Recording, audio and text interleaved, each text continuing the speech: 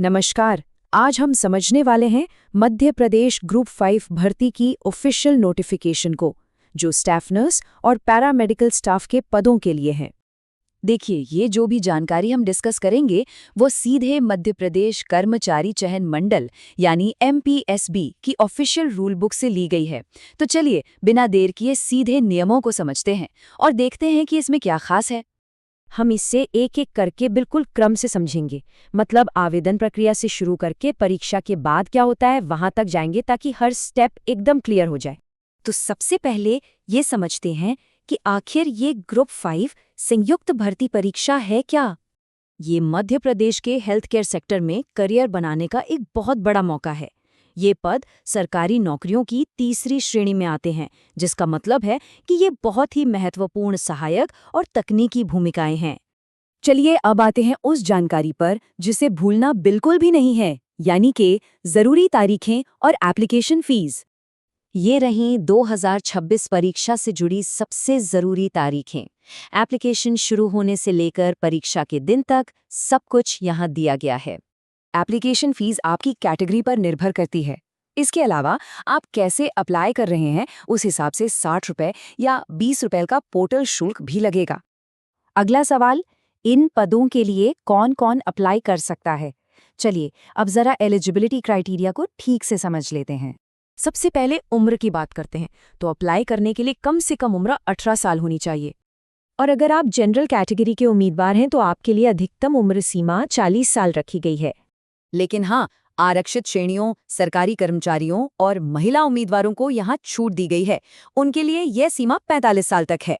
एक बात का खास ध्यान रखना है कि उम्र की गिनती भर्ती वाले साल की 1 जनवरी यानी 1 जनवरी 2026 के हिसाब से की जाएगी।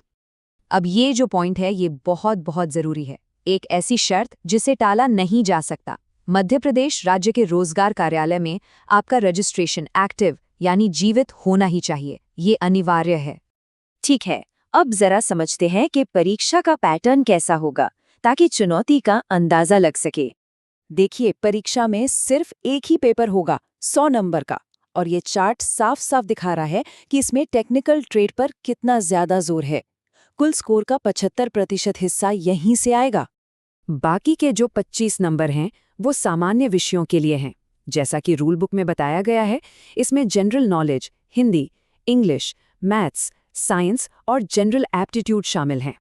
पास होने के लिए जनरल कैटेगरी के उम्मीदवारों को कम से कम 50% मार्क्स लाने होंगे, जबकि आरक्षित श्रेणियों के लिए ये 40% है। अब बात करते हैं उन जरूरी नियमों की जिनका पालन परीक्षा के दिन करना ही है, ताकि कोई भी दिक्कत न आए। इसे आप परीक्षा वाले दिन के लिए एक चेकलिस्ट की तरह समझ सकते हैं। समय पर पहुंचना है, ओरिजिनल आईडी साथ रखनी है, बायोमेट्रिक के लिए तैयार रहना है, और हाँ, कोई भी प्रतिबंधित सामान जैसे मोबाइल या कैलकुलेटर साथ नहीं ले जाना है। कुछ और बातें हैं जिन पर गौर करना जरूरी है। आपका आधार रजिस्ट्रेशन होना ही चाहिए। और हाँ, याद रखिए कि बोर्ड सिर्फ परीक्षा करवाता है। आपके डॉक्यूमेंट्स का असली वेरिफिकेशन तो बाद में संबंधित विभाग ही करेगा। अच्छा, मान लीजिए परीक्षा खत्म हो गई, उसके बाद क्या होगा? चलिए अब आखिरी पड़ाव को देखते हैं। प्रोसेस बिल्कुल साफ है। आपके स्कोर के आधार पर एक मेरिट लिस्ट और एक वेटिंग लिस्ट बनेगी। अगर आपका सिलेक्शन हो जाता है तो जो भी संबंधित डिपार्टमेंट है वो आपकी अपॉइंटमेंट की बाकी फॉर्मेलिटीज पूरी करेगा।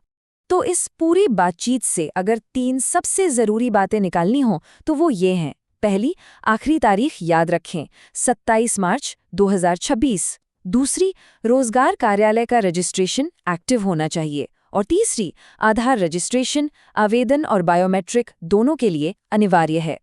तो इन ऑफिशियल नियमों को समझने के बाद आगे का रास्ता अब काफी हद तक साफ हो गया है। अब सवाल ये उठता है कि तैयारी की इस यात्रा में अगला कदम क्या होगा।